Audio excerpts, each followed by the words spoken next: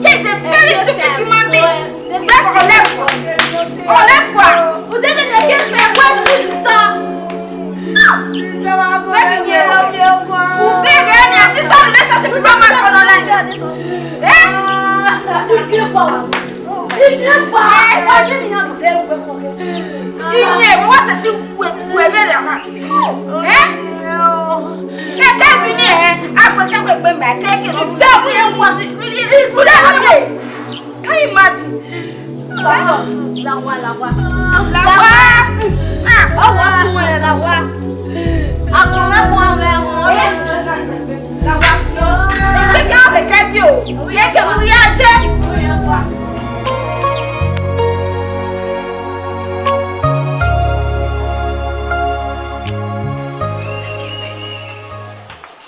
You see, I get belly.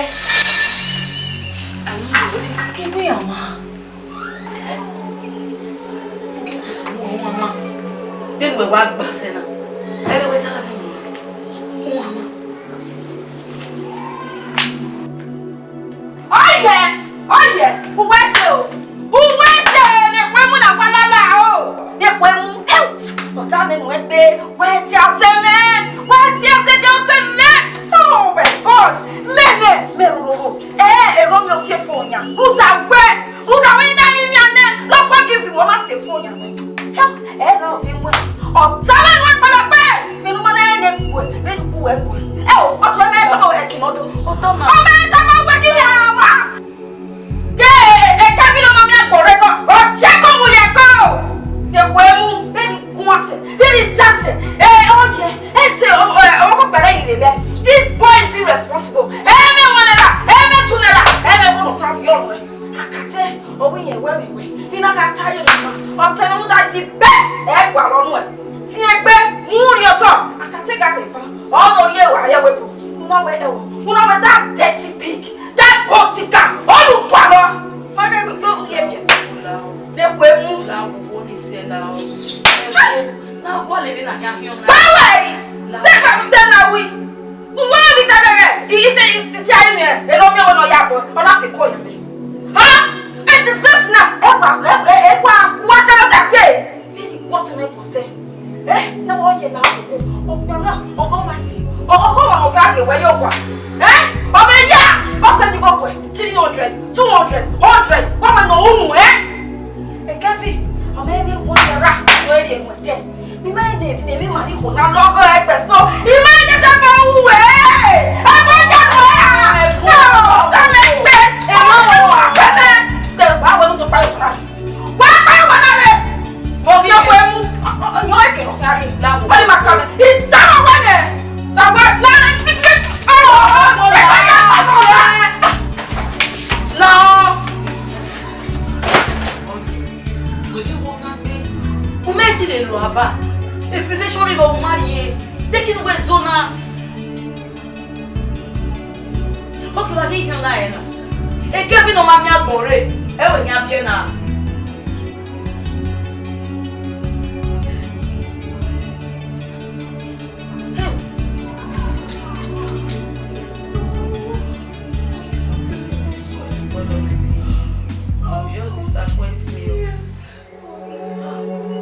Abana, you go abana 15 naira, you go 100 naira. Why you gba yo? Who ya you? Who mo ko na why tan? Who ya fule gbe ni Romeo? Romeo no mo na wo ma. E je me o na be ba gbe bo se ni. Oni se to wa ko mo ta le gbe. A ko le bi na.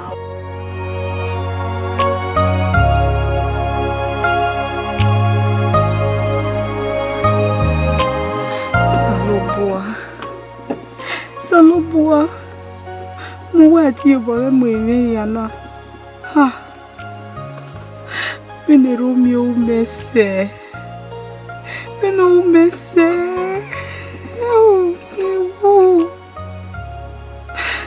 Iye we Romeo eti wurebe yabome, eti yabome. Nuda peparo na wano na nukiame yabodama. Salubua. Salubala wo yare bakare mo orio. Baka orio no yabo me. Kevin. Wo wa ti sire fi ona.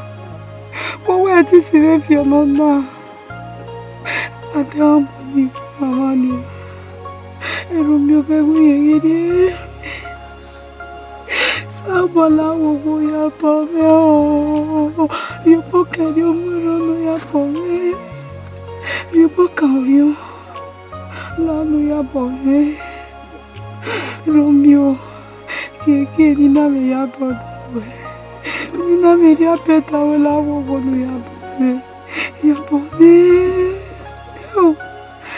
no me se Salubua. Mawati yabo me yana, okbe no wa wemene, no mwegbe no he azi otozi wukume, ina wa yabo me moria. Ina yo po me mi yari ai ke fi agbe wo re gbe mawe. Ke no ri aja agbe mawe ke fi. Agbe mawe ke fi no na wa te mo te. Mawe. Esi me ge ro ke bi aje ti ara lo aba. Imae. Solo boa.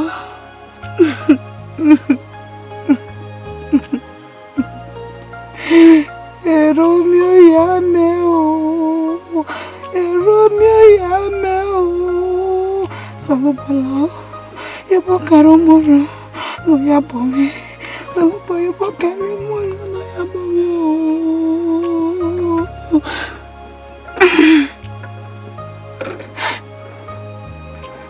Non è che bego è tutta.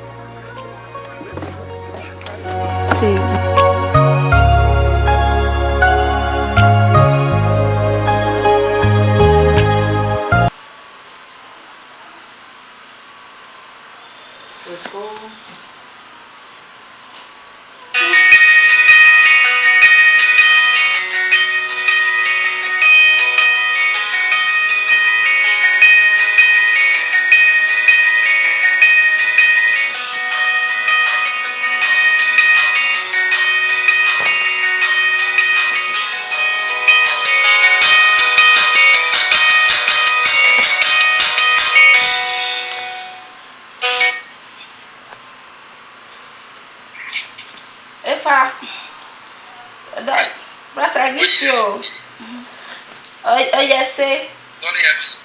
Akmawosa. I greet you, bros. Eliama.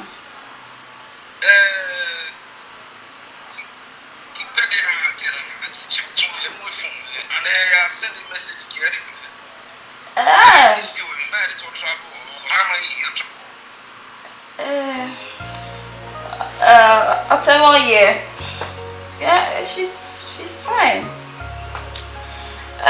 Who call her? I'm on phone. He called her mom with phone. What is happening? Who let one? What's talking here? No. Talk for me. Okay. Talk to me now. Oma, let me just let the cat out of the bag. I believe you are a matured person and why we understand.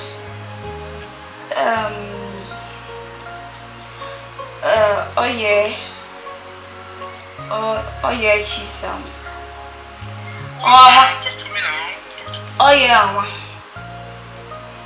What?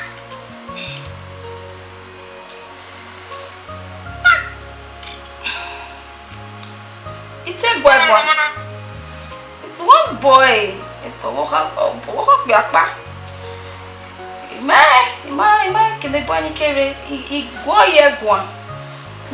No, stay clear from this boy.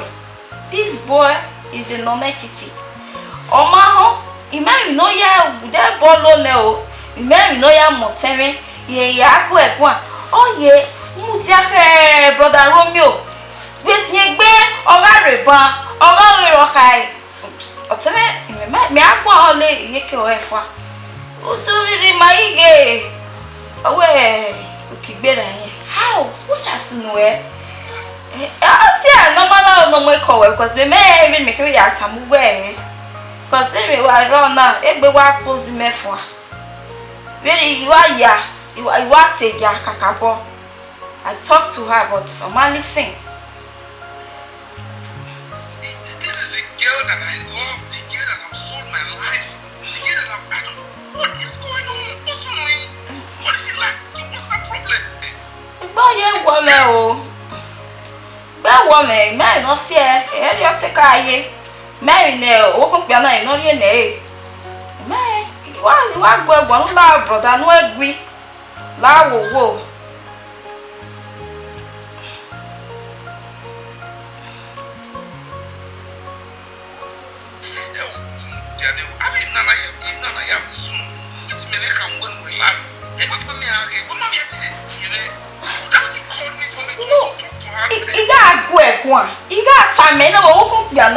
You go Ibo, CIA, you won't can him agree. Is the Nima way, and then and ye noa.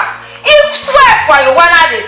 Hoping that oh yeah, or I hope that your boy never. May I go ye can make by one other yam yon?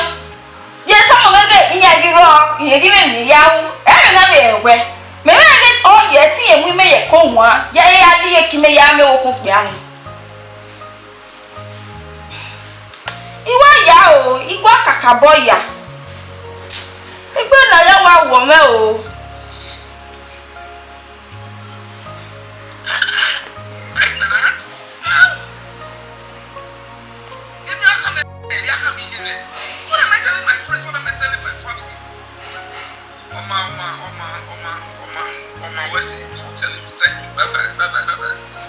La brother, la agree o. Peg, Bell Ozano, oh yeah, no, yeah, Gume. Eh? What kind of thing is this? Really, where was it? You might be won't done at it, and you take heavy. Ganya, don't go with career. I mean, no, that you make me wrong. Oh, I don't like this. Ah!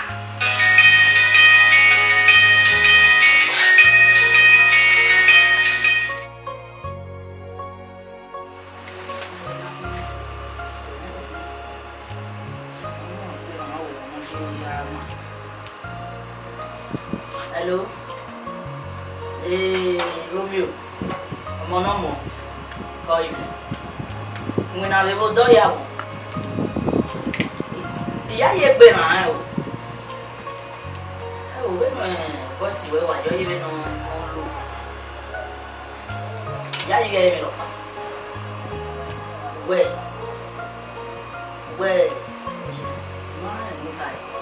The better way. Hey! Romeo, where? It's the better.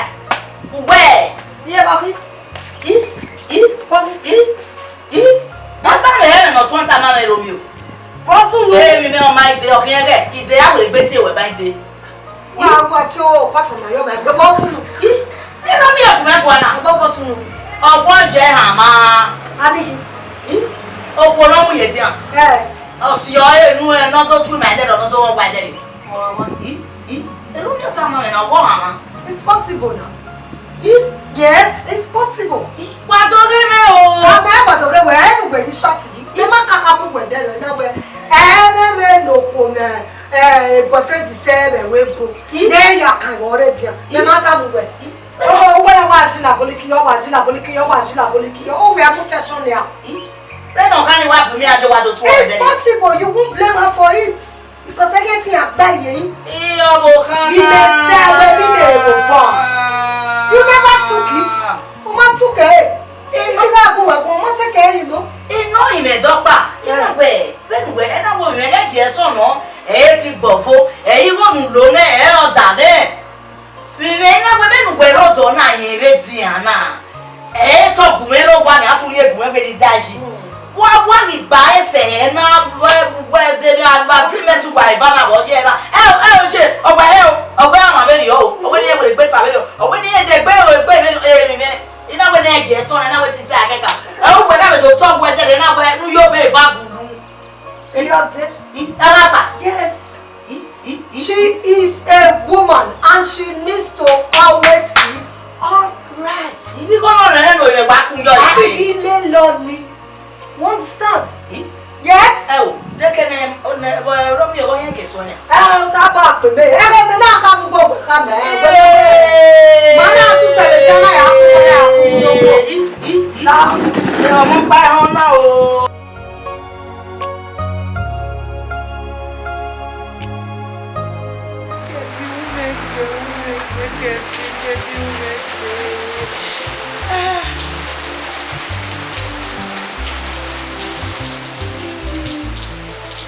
Viedo ya kita we. Mana mo ni tu balu se pone. Mana no je.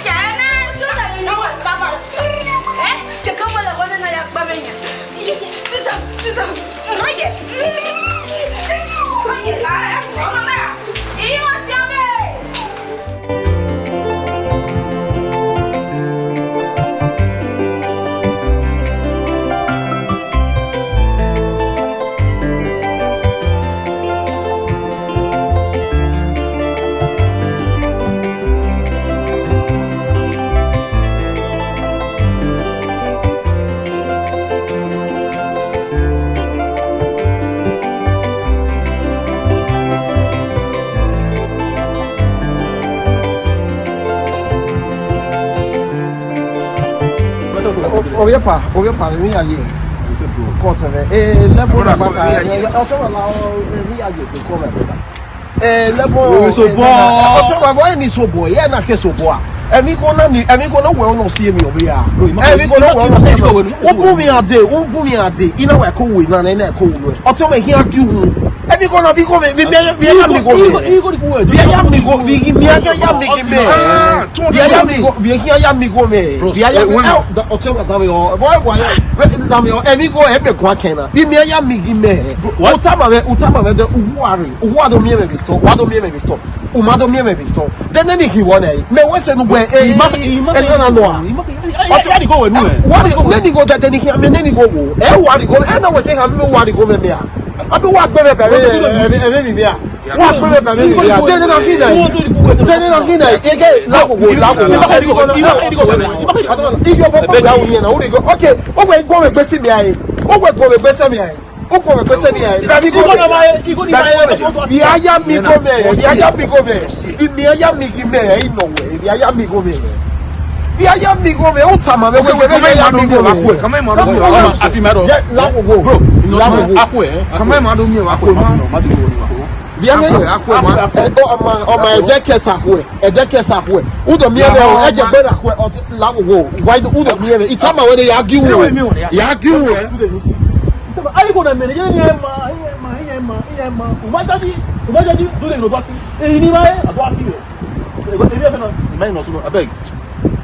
I say we're going to see me.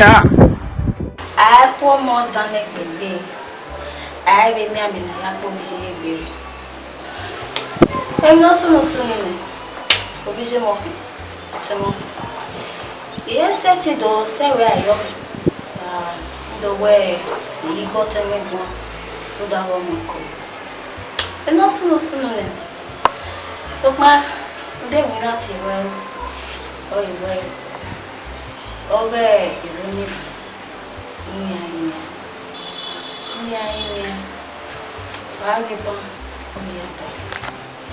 we may even time me get a corner. Yeah, tell that they will of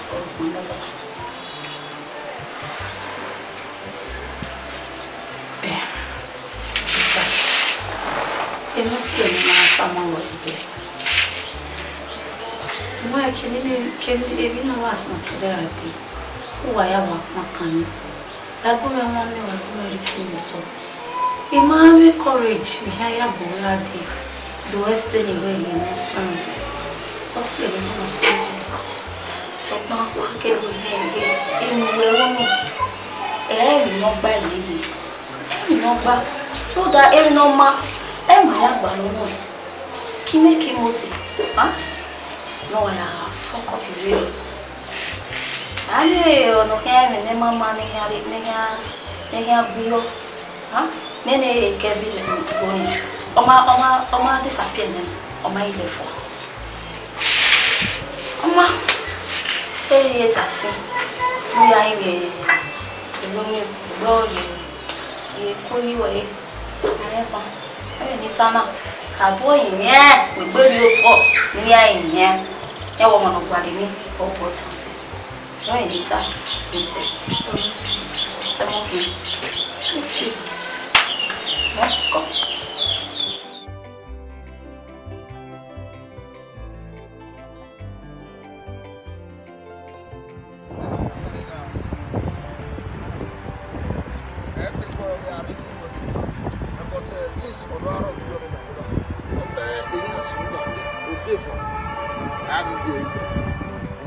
So, whatever, you know, say not telling a mouth.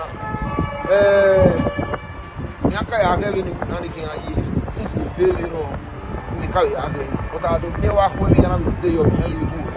What you knew in the rumble, you damn it, only back. Several see my back, a city one.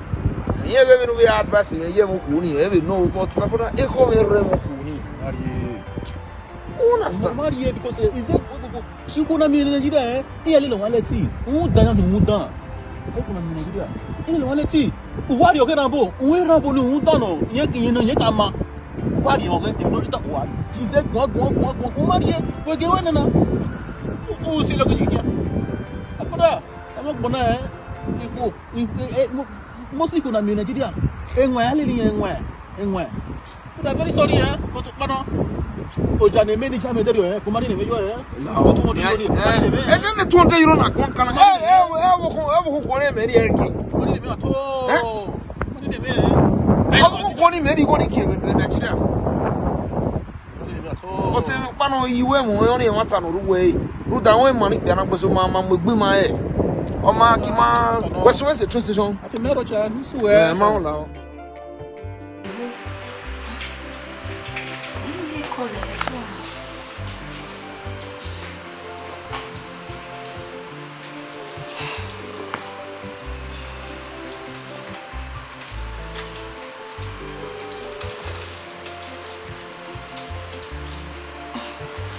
Come brother.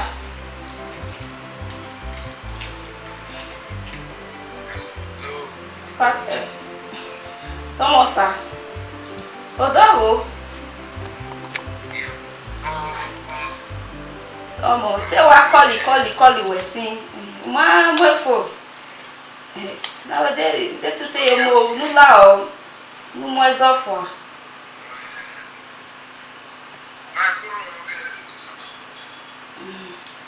Tomo.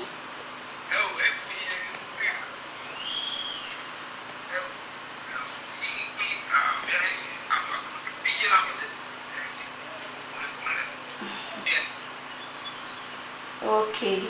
Say where to ye gwi to ye mo yen go goma. Nula o se na call kero da de ni me na yin awe. Nula o wo. Nu ya bo teme. Nula o wo la o brother la o. We are born for.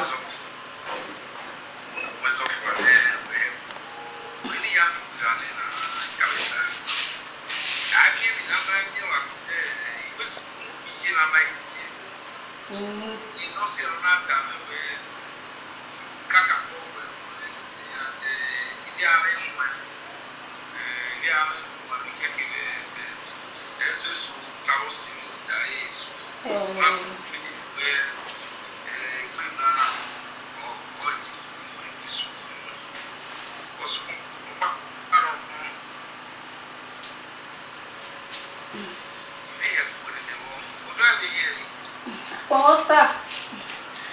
Oye, já vi esse. O esse. Na kawe uya boy ne. O esse kakabo. Safia bo. O esse. You na we wo. O police work.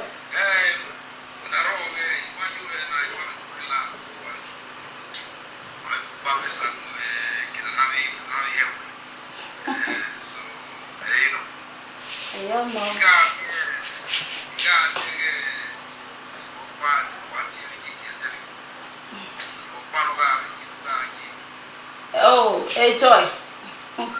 Joy yeah. Joy here.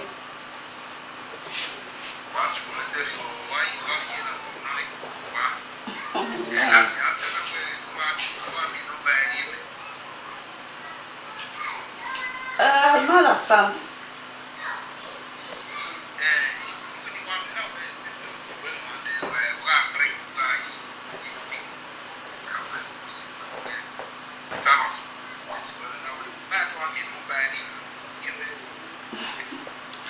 Hey brother, Sabi. Where you going to give me? Oh, if back I got to working, why only? How go? I can't go me. I can't go me. Don't walking your hand. Maybe else a cake my working. Do we must see me? Only it's a problem. So, what's a man? Walk by me before. He said to the most the moon way. No. Agbonga bo yen gbe mi eze de gbe isi e mi asetin now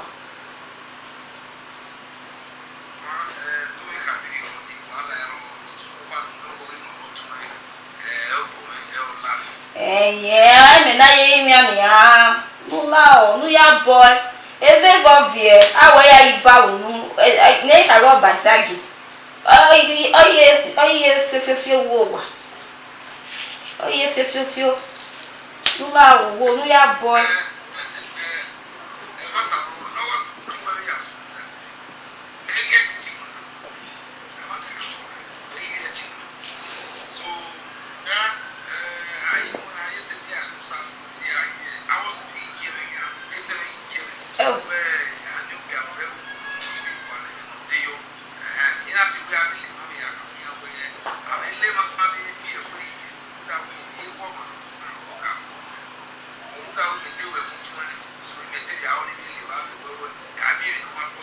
Yes. What I know. Yeah, it's okay. It's okay. You forgive her, forgive her. Yeah, well, all take a time to heal the pains. La wo already here this loud while take it easy. Well, take it easy. La wo Tomosa. Yeah, you call you later. When you are get call you. You wait to Tomo. I greet you. Omauga echo later. Bye bye. Okay.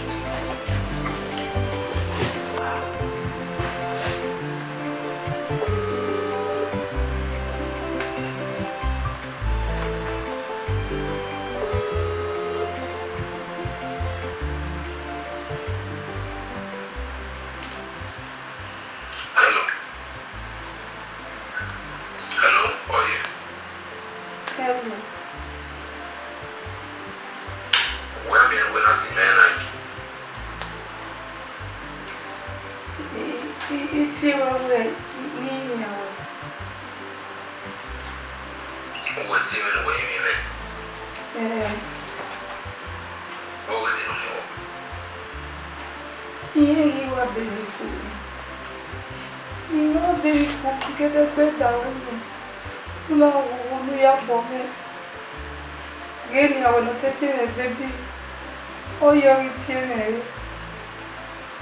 now, we are fed. You are coming now.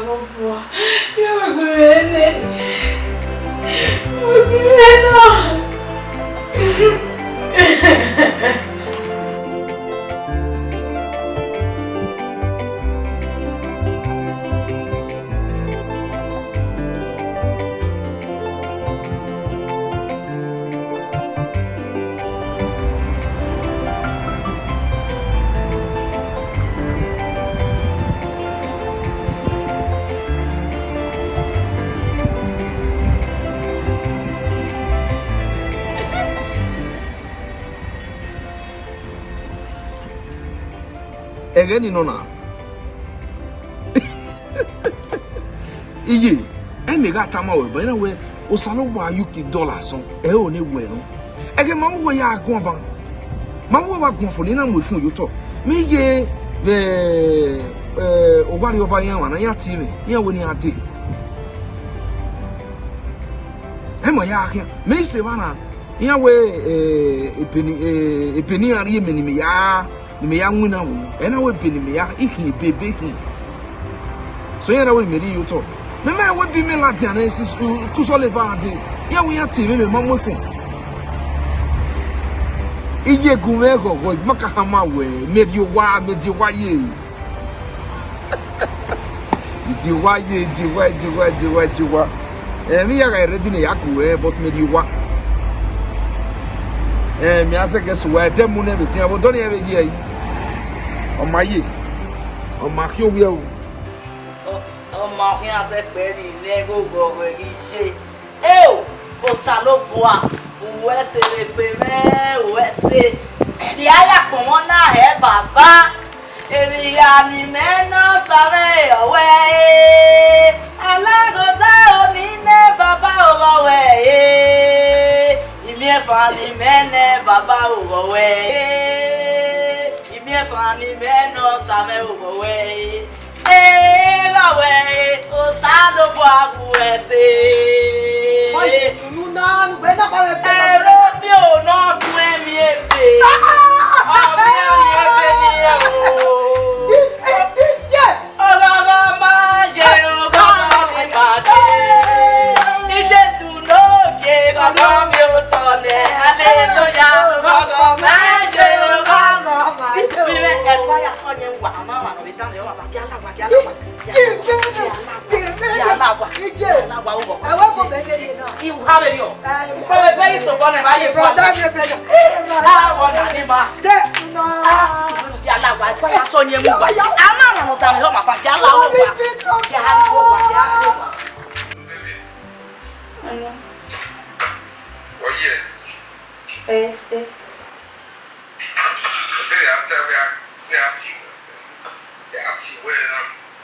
Okay. Here you are, Miss Percy. I'm looking beautiful. Thank you. Go. Yeah.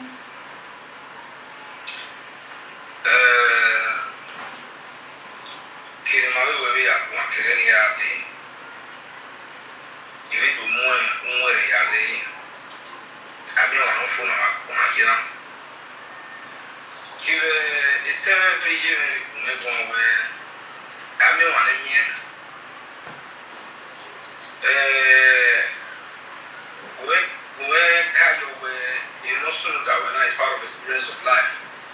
And we now is to working out secure moving again. And the only thing I come away, if you are only soon you have to say, here will go, he forgive you. He forgive you. Mercy. So what about Yauna me way. The Libyan near to me, Irabi Jube. Not only Moheki. Yes, if not Hekin, it's my responsibility. Rudawe, Obiawo, Moheki, Zewu, Muwe, and say after. If you live a hammer where we Iria, Mohaking Yawness, or talk down, where are you lying? Only problem, Yahweh, anything when you Yahweh. You may not get a judge way if you will, Yahweh, anything when you.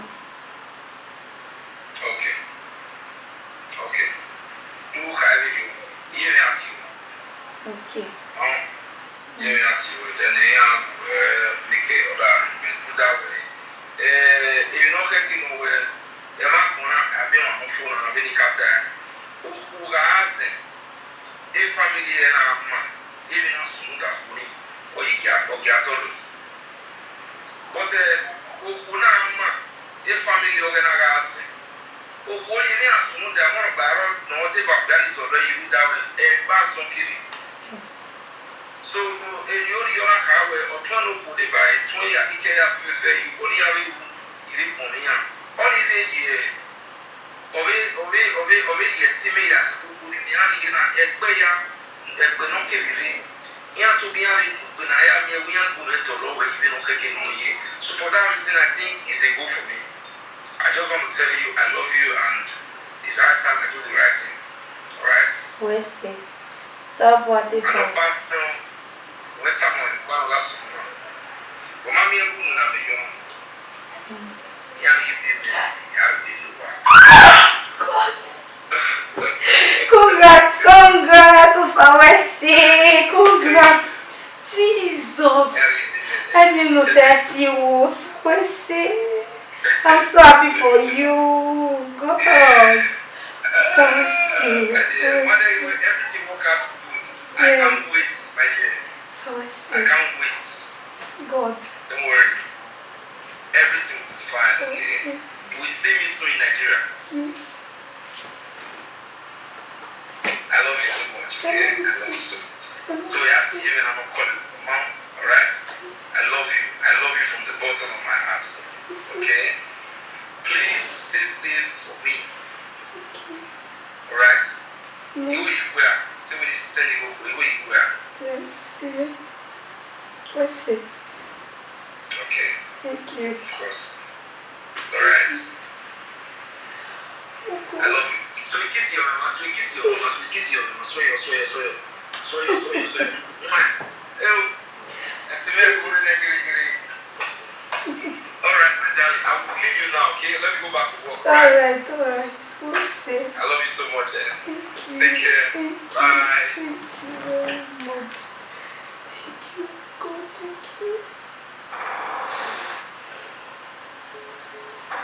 So always say, Baba. Thank you very much. As long as I say we have no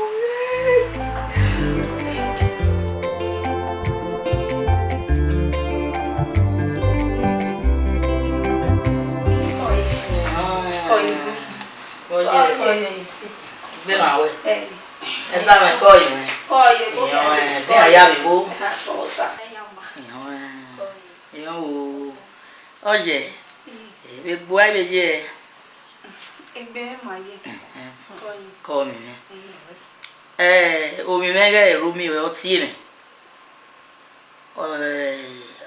Oka ma me sebe de ogbe emi ya fefefe no sun no gbera ohun yen ya bo we. Ohun yen forgive you, ohun yen hewe, ohun yen igwe. Ugbe ba mi e wo bi meni eri omomo ni a. Iyon emi no mane. You know, I can't even ya boy and forgive you. So many maybe ya do. What's it? O time I say very away need to me away. Need time I where in mo egbe ni here do ya mo you ohun. You can hurry away and ya we marriage. No way ya time be la bi you any away there a plan ma. O even ni riba. Then okpari we no we be na be time me where wabe agree where while I will marriage ne ya yawe ma family ya yawe ya ven mi wa so ina be oni hon we tige ukuye ene no tani Iye ikuyo ikarita mane we ebi ke mi no yin he ya me wo after the marriage ya we no kai yeah that one in the boy okay so no and we ya we be you we gun o be very rate now you do wedding marriage no so papa no our marriage for no do total wo eri no ni a o woku o what that fun ku o woku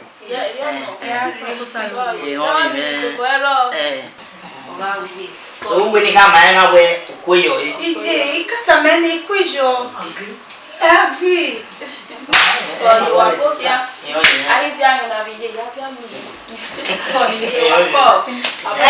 Juliet.